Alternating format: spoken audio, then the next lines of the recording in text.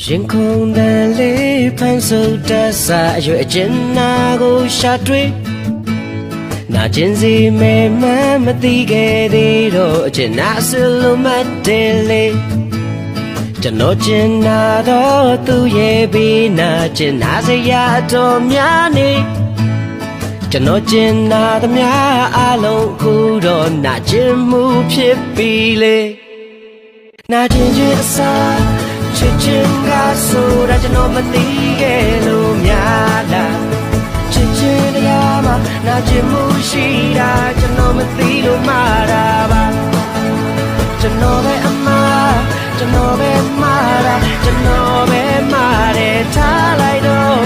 ဒီအချစ်ကအဒီမချစ်ရတာကျွန်တော်မသိတဲ့အမှားပါတော့